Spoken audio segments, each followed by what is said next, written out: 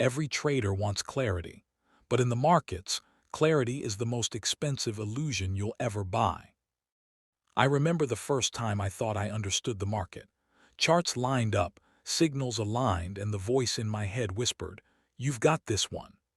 But when the trade turned against me, it wasn't the loss that stung. It was the realization that I'd been fooled not by the market, but by my own need for certainty.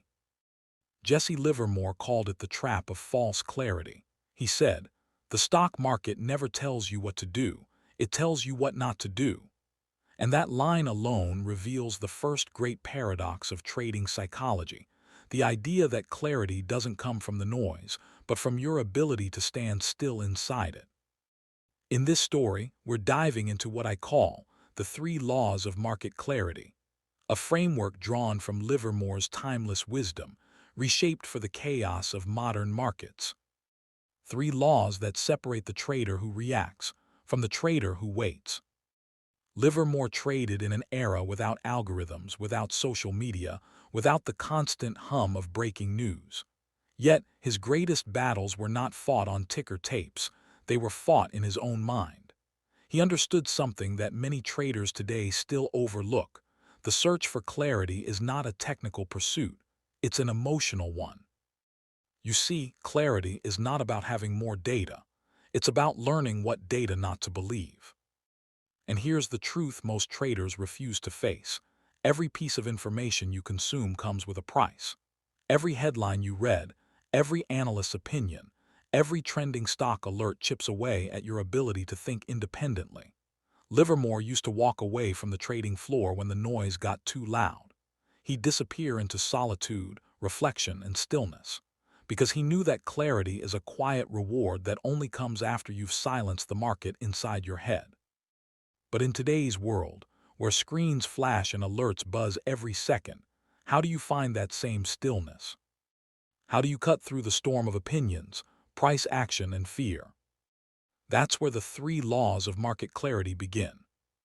The first law is simple, but it's brutally hard to live by. The market gives clarity only to those who have stopped demanding it. When you stop forcing certainty, when you stop needing the market to confirm your belief, you begin to see the truth in price itself. Livermore didn't chase validation, he watched for confirmation through behavior. He would say, "The market is never wrong, opinions often are." And that's the shift. True clarity isn't seeing the future. It's recognizing when your need to predict it is clouding your judgment. I often ask traders this. If you could remove one emotion from your decision-making process, fear, greed, hope, or impatience, what would it be? Because that emotion is probably the one writing your trades for you right now. Livermore's first law teaches us detachment, to watch without wanting, to see without needing, to stand inside uncertainty and not flinch. And maybe, just maybe, that's the closest we'll ever get to real market clarity. What do you think? Do traders lose money because they can't see the market or because they can't see themselves clearly enough? Comment your thoughts below. As we move forward, we'll dive deeper into the second law, the one that Livermore himself said cost him millions to learn. It's about the inner conflict every trader faces between patience and action. Because once you understand that war within, you'll realize clarity doesn't just depend on what you see. It depends on how long you can wait. The hardest part of trading isn't making a move. It's waiting long enough to know when not to. Every trader reaches a moment where silence feels unbearable. You're staring at the chart, candles barely moving, and somewhere deep inside the itch begins. Do something, anything. That moment, quiet, invisible, almost innocent, is the birthplace of most trading mistakes. Jesse Livermore called it the fight between the head and the heart. The intellect knows you should wait. The heart, impatient and restless, demands action. And when those two forces collide, the trader becomes their own worst enemy. I've been there more times than I'd like to admit. You sit in front of your screen watching price do nothing for hours, then suddenly a candle moves, a volume spike flashes, and adrenaline hits like a drug. You click. You commit, you chase. And in that instant, the trade isn't about opportunity, it's about relief. Relief from the anxiety of waiting. That's the paradox Livermore understood better than anyone. In markets, patience feels like doing nothing, but it's actually the most active form of discipline there is. He once said, "It was never my thinking that made the big money. It was always my sitting." Think about that.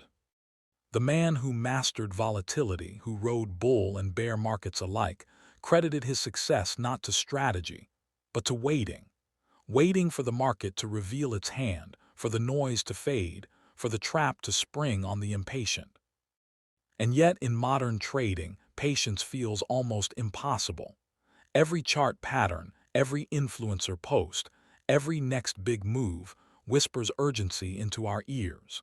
The dopamine loops are perfectly designed to pull us out of stillness and into reaction. But Livermore's second law of market clarity cuts straight through that illusion. Clarity comes when patience becomes stronger than your impulse to act. He didn't mean passive waiting. He meant purposeful stillness, the kind that comes from preparation, from knowing exactly what you're waiting for. Because waiting without a plan is just hesitation, but waiting with conviction, that's control. I remember a story from Livermore's early days when he was known as the boy plunger. He once took a massive short position against a roaring market. Everyone told him he was insane. Prices kept climbing. His friends begged him to cover. But Livermore stood firm, not because of arrogance but because his system, the pattern he trusted, hadn't yet completed. And when the break finally came, it came violently. He made a fortune. That wasn't luck. That was patience weaponized by conviction. It's easy to forget this in an age of instant gratification. But clarity, real clarity, doesn't come from motion. It comes from observation. You must learn to watch the market like a hunter watches the forest, not to chase every movement, but to feel the rhythm beneath it. And here's the cruel irony. The trader who acts too often loses clarity. The trader who waits too long loses opportunity. The balance between the two, that's the razor's edge where mastery lies. Every great trader eventually faces this question. Am I acting because the market is ready, or because I can't stand waiting any longer? Livermore's discipline was legendary, but it wasn't mechanical. He wasn't a robot. He felt fear, boredom, temptation, all of it. The difference was that he understood those emotions as signals, not instructions. When he felt impatient, he didn't ask, "What should I trade?" He asked, "Why am I feeling the need to trade right now?" That's the psychological key, the ability to separate signal from emotion.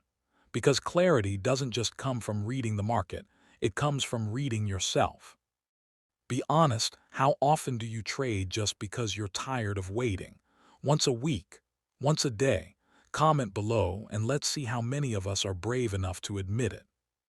Livermore's second law reminds us that clarity demands endurance, that waiting, observing, and acting only when alignment appears is not weakness, it's power in its purest form. But that power comes with a hidden cost, because once you master patience, another enemy begins to rise, a quieter one, deadlier one. It's the illusion that clarity itself guarantees safety. And that illusion is how traders lose everything, even when they're right. Clarity can be dangerous, because the moment you think you see everything, the market will show you what you missed. Jesse Livermore once said, "There is nothing new in Wall Street. Whatever happens today has happened before and will happen again." But what he didn't say, at least not directly, is that history repeats not because the market forgets, but because traders do.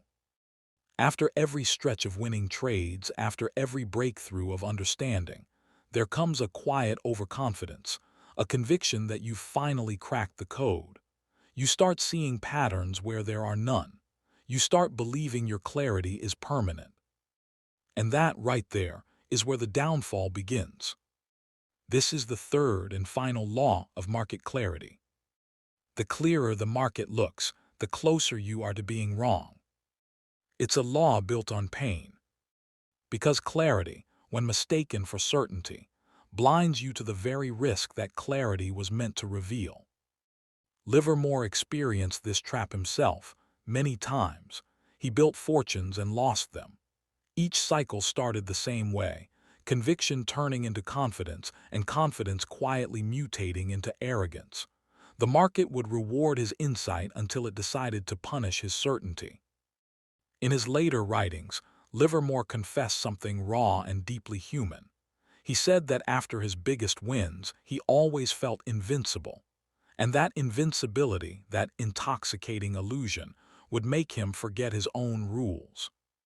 He'd start overtrading, taking size too early, ignoring the subtle shifts in market tone. He'd stop listening. And that's when the market would strike back, not out of malice, but because Livermore stopped doing the one thing that gave him clarity in the first place: respecting uncertainty. In trading psychology, there's a principle that most don't talk about enough: the paradox of clarity. The more confident you become in your interpretation of the market, the less capable you become of adapting when the market changes. Because you're no longer observing, you're defending your viewpoint. That's when clarity turns from vision into blindness. Livermore warned that the market doesn't owe you consistency. Its job isn't to confirm your analysis, it's to test your adaptability. And in modern times, with faster data, louder opinions, and algorithmic volatility, that test comes harder and faster than ever before. So what's the real antidote to this illusion?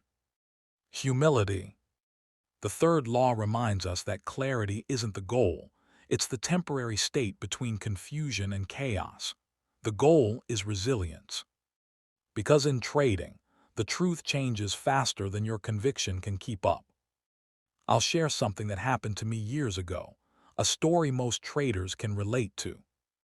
I had just come off a string of wins. My confidence was high, my system felt bulletproof.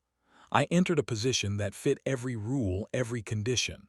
The setup was textbook. I even told a few friends, "This one's going to run." At first it did. Then came the reversal. The stop loss hit. And instead of walking away, I doubled down, because I couldn't accept being wrong when everything looked so clear. That trade didn't just cost me money. It shattered the illusion that clarity equaled control. And that's the lesson Livermore died teaching the world. Clarity without discipline is a mirage. You can see perfectly and still be lost. Livermore's third law is both a warning and a gift. It tells us that real mastery isn't found in knowing the market. It's in knowing when your knowledge stops working. When the picture becomes too perfect, step back. When every voice agrees, question it. When your conviction feels unbreakable, assume it's time to be cautious. Because the market's greatest trick is not confusion, it's seduction.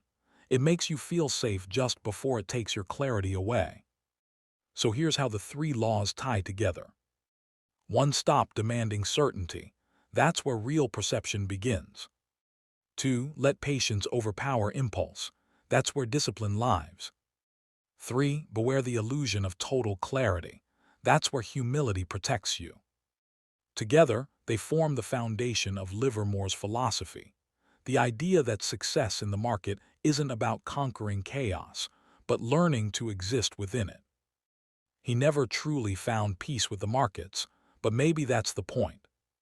Maybe clarity was never meant to be conquered. Maybe it was meant to be respected, like the ocean, beautiful, powerful, and dangerous when you think you've mastered it. So now I'll ask you, do you think true clarity exists in trading, or is it just an illusion we learn to live with? Drop your thoughts below. The next time you sit in front of your screen, waiting for that perfect setup, remember Livermore's words and these three laws. Because in a world obsessed with prediction, the trader who understands uncertainty will always see more clearly than the one who chases it.